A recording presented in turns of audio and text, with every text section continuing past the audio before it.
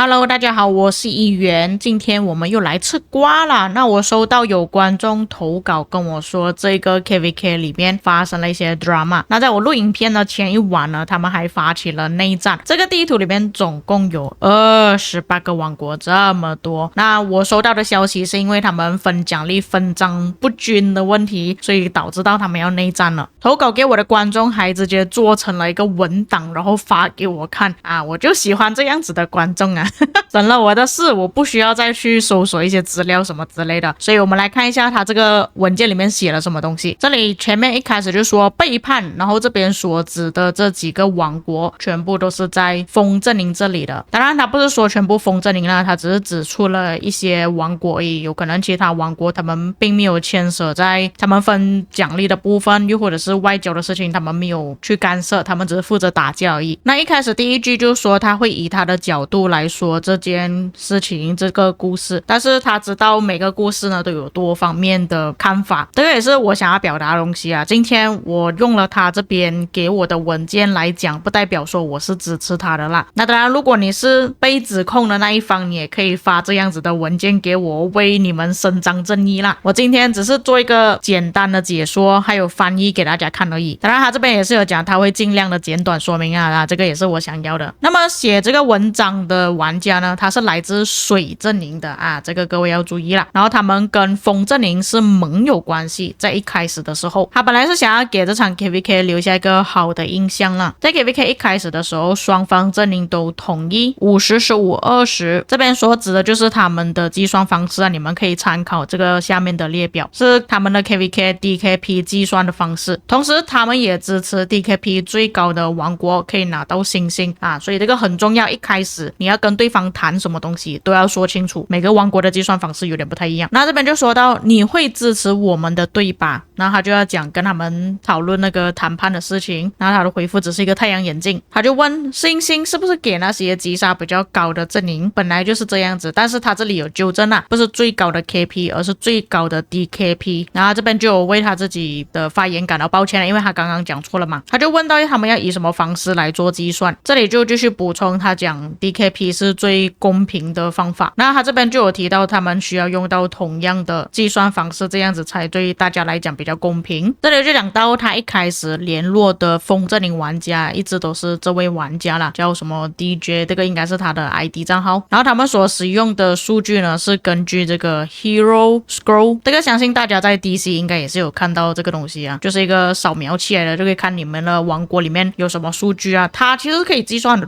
很多东西，不管是你们的击杀阵亡还是你们攻击野蛮人存在的次数，全部都有的。但是准不准确我不知道啦，只是我觉得它的功能很多而已。那他这边就讲到对方是已经接受了这个提议，并且他们双方其实都是可以去检查里面的数据的。接下来就是说到他们 KVK 的事情了，他就说整场 KVK 其实都很顺利，还有包括黄庭也是很顺利的。他们水阵营跟火阵营打，火阵营虽然内部也是有背叛的事情发生啦，但是还是很尽力的去战斗。那他这边说背叛的事情好像又有一个文档，然后又要去下载来看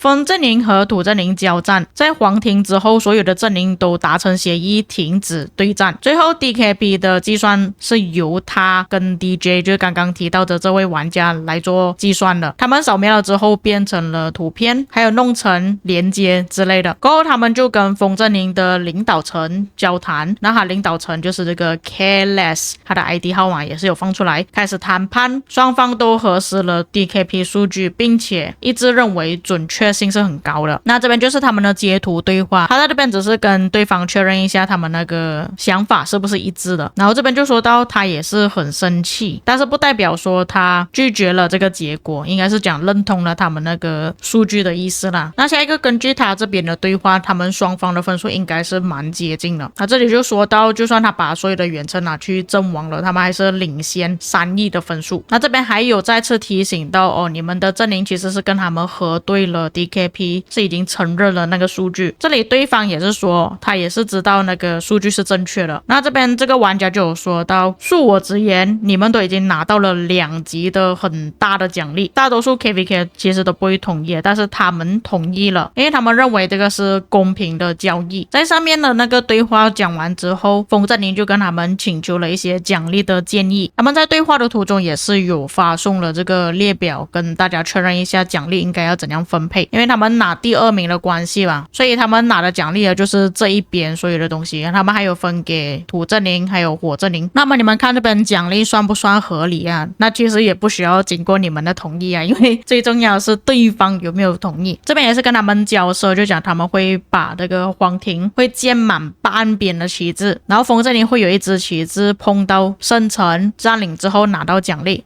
这边他也是接受了，对方也是希望他能确认他们的阵营是否有拿到奖励。那么这边3515的玩家就是水阵营的玩家啦，他这边就发了一个投票，就询问他们做出的那个列表分赃奖励的部分合不合理，这个提案通不通过。至于为什么投票的人数这么少呢？是因为每个王国他们只能派一个代表来投票看通不通过，那这里刚好就是7个王国他们是同意了。那么从这边开始矛盾点就来了，其实这个提议是风阵营那边提出来的，那水阵营他们投票结果已经出来了，他们是接受了提议，但是他们被告知其实风阵营那边并不是完全的同意的，后来他们拒绝了自己所提出来的提议。他们就有说到，虽然水阵营的 DKP 比较高，但是他们有人认为他们是在偷 DKP， 就造假的意思啦。这边就是导火索了，那我们接着看下去。不过看来那个截图的玩家他家应该是有宝宝啊，他连这个画面都截图进去了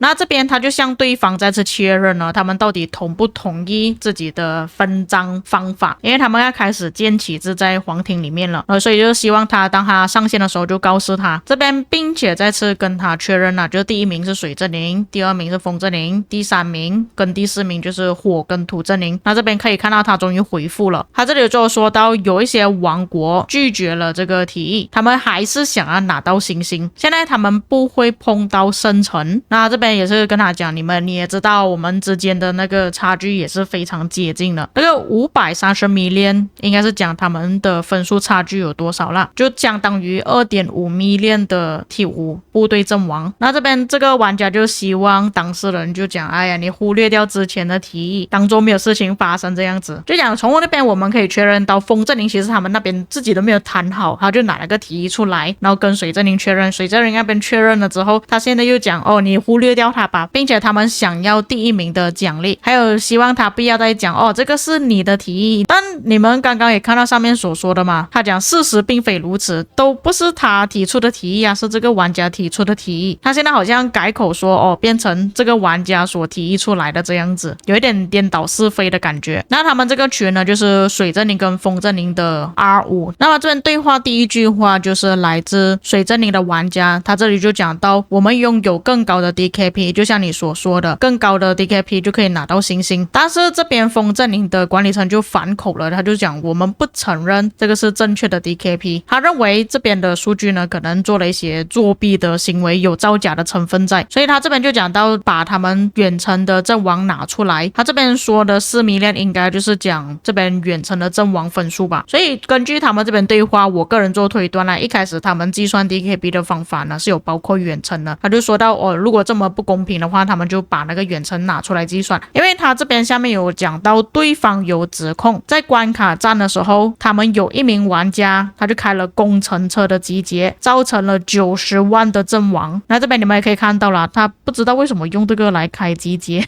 可能真的是刷击杀，但是他用这2个统帅来开集结也太过分了吧。我觉得有可能这个玩家他是想要补兵，但是不小心开成集结也说不定。当然我不知道发生什么事情啊，所以这边只能做我个人的推测而已。因为他用这2个统帅来做集结是很不寻常的事情。那这边就说到，当他们发现到这件事情的时候，就马上告诉了风阵营，因为他们要求公开透明，他们不想要被风阵营指责说他们在刷击杀什么之类。然后并且有说到他们会把这边阵亡的部队啊，还有数据啊，补兵的玩家全部都移除掉，不会计算在 DKP 里面。还有另外一个就是有一个玩家他们在关卡之战的时候好像是被人家集结，然后就阵亡了19万的部队，这个应该也是有移除掉了，他这边没有讲的特别详细。这边下面的另外一张截图，这个玩家也是来自水阵营的，他也是应该是不小心拉出去吧，我感觉他应该是想要用远程在那边放着，然后射对方的野战部队，但是他应该是去撞到了住房，所以阵亡了很多部队。那根据他这边描述，他们那边应该是有一个影片有记录到，他们本来是在 downtime 的时候有开了一个集结，但是后来取消了，所以那个集结是没有任何的增援了，所以没有造成更加多的阵亡，没有人加入集结。另外一方面，他们也是有收到报告，在风阵营跟土阵营交战之中，他们阵亡的人数超过了400万。那其中这里有说到的 BH 就是他们的阵营里面的其中一个王国之一，他们用了工程车来做驻防，并且他们还有收到很多张照片，就是讲风阵营他们去围殴土阵营的要塞，在皇庭停战之前想要加入到数据里面去。那么对方就解释到这是一个算是报复的方法吧，因为对方也就是水阵营啊，他们也是有用工程车嘛，所以他们只是有样学样而已。但是水阵营没有要求他们把这个数据移除掉了，还是有保留了下来。这个就是他所提供的截图，你们可以看到 BH 也就是来自风阵营的其中一个王国，他们就是用远程来做驻防。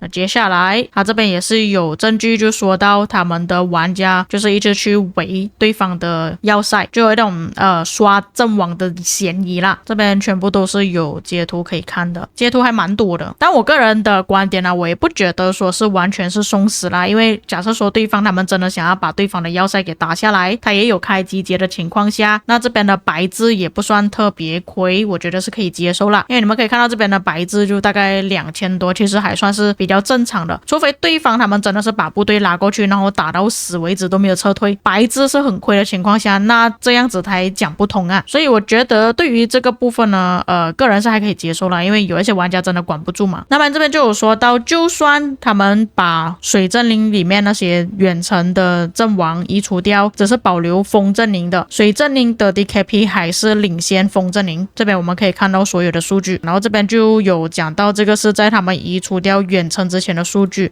会比较高一点点啦，你们可以看。但确实这边双方的击杀是还蛮接近的，这个是他们的差距有多少？这个是风阵营的 DKP， 这个是水阵营的 DKP。那这个是他们在重新计算之后，把那个远程的部分移除出来所出来的结果，其实还是领先风阵营一点点啊。就讲不管怎样，结果还是水阵营那边的 DKP 会比较高一点。那么双方都僵持着谈判不下来的时候，风阵营就有提议要不然我们在皇庭那边 1v1 来争夺谁应该要拿星星。但是这边水阵营拒绝了，因为 DKP 显示水阵营其实是分数比较高的，所以他觉得没有必要在 1v1， 而是根据原本就已经讨论好的方法获得星星，就是根据 DKP 啦。所以这边我们看到的截图就是对方跟他要求说如果我们没有办法去决定谁应该拿的话，我们就 1v1 野战咯，谁输了谁就要接受第2名的奖励。然后他们也可以放一些规则，就比方说不能攻击对方的城市。这位就是水阵营的玩家，他就说不要，我们不会接受的。然后这边也不肯让步，他就讲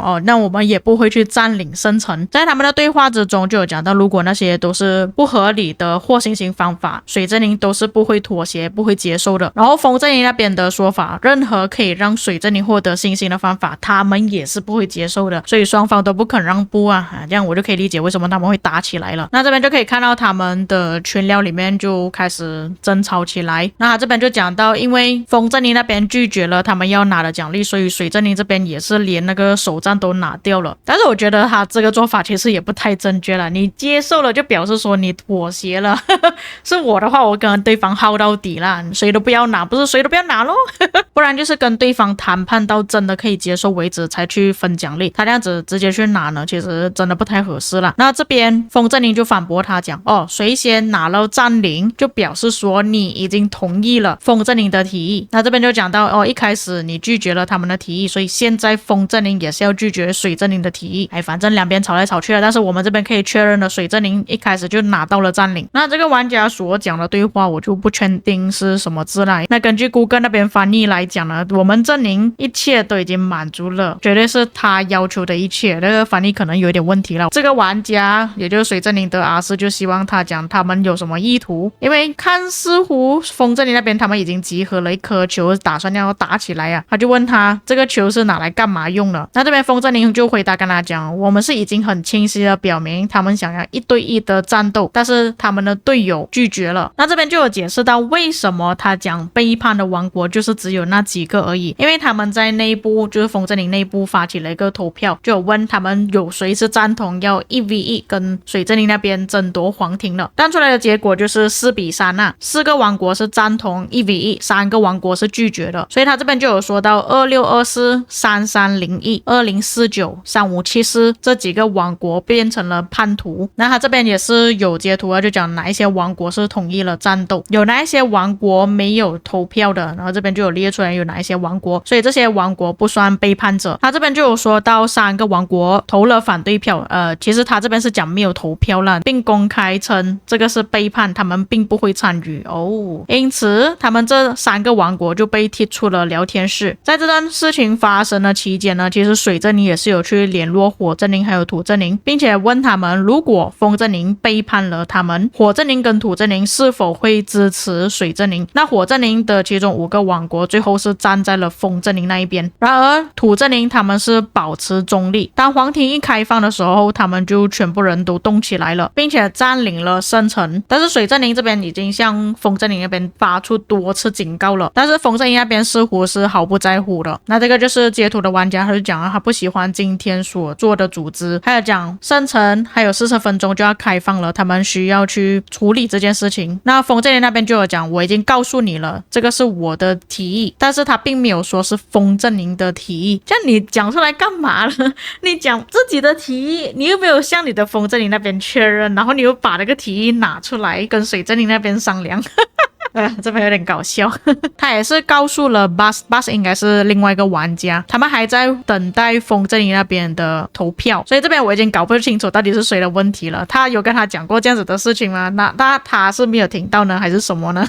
我觉得双方都有沟通的问题啊。那水之宁在之前是有告诉他们，如果还没有达成协议之前，风之宁就做出行动的话，就表示说他们是背叛了水之宁，但是他们最后的结果还是做了，还讲不管提议如何，之后他们就开始集结水之宁的旗帜。然后下面这张截图呢是来自火之宁的其中一个联盟的截图啦，就有讲到会帮助风之宁去烧水之宁的旗帜。但他这边的邮件可以看到，他这里是讲风土跟火之宁是同意了把水之宁踢出去，但是刚刚截图的玩家就有讲到，其实土之宁是保持中立态度啦，他们没有想过要去打还是什么。那这边就有讲到，如果有去帮他们战斗的话，就可以拿到很多好东西，还有包括 KVK 的硬币、征服者之证等等。那这边水之宁就做了一个总结，但是跟前面所讲的东西其实是差不多的，这边我就不再重复了，你们可以自己看。下面最后就有讲到他们那些信息的来源是来自哪里，还有包括 Flash 的直播里面水之宁的一些评论，然后这边还可以看到他们王国的数据，这些全部都有在里面的。所以事情的经过就是这样子啊。那我们进来他们 KVK 里面查看的时候，可以看到土之宁那边是没有接触到皇庭的，然后水之宁这边是已经完全被赶出去了。但从他们这边地图看来，最后占领圣城的王国应该就是风之宁，然后他们拿下了这个圣城最后奖励之后，剩下的一些其他征服者之证应该是分给火之宁吧，我个人觉得，因为他们已经跟水之宁那边谈本了，所以大概率应该也不会分给他们。所以事情的经过大概是这样子啦。不过再次跟大家说明了，这个是对方发给我的片面支持，至于风之宁那边是怎样想的我就不清楚，我只是做一个翻译跟解说而已。那根据现在的情况来看，水之宁这边应该是没有什么反抗了，他们现在只能把这件事情公开让其他的王国其他的玩家知道而已。所以各位在看了这一次的案件之后觉得怎么样呢？谁对谁错，还是你们觉得双方都有问题？我觉得双方沟通上面的问题其实还蛮严重的啦，当然还有 DKP 的问题啊。那假设说就像水之宁的玩家所讲的，就算他们把工程车拿了出来，分数还是比对方还要更高的话，其实我觉得风之宁应该要跟对方确认这一点，而不是逃避说我们要进行1对1的对战，因为这个跟他们一开始所谈的协议不同。 OK， 大概是这样子啦。如果有哪些观众想要补充这一次 KVK 发生什么事情，还是如果你是来自风之宁，你有其他的看法的话，可以给我知道。我们下个影片再见。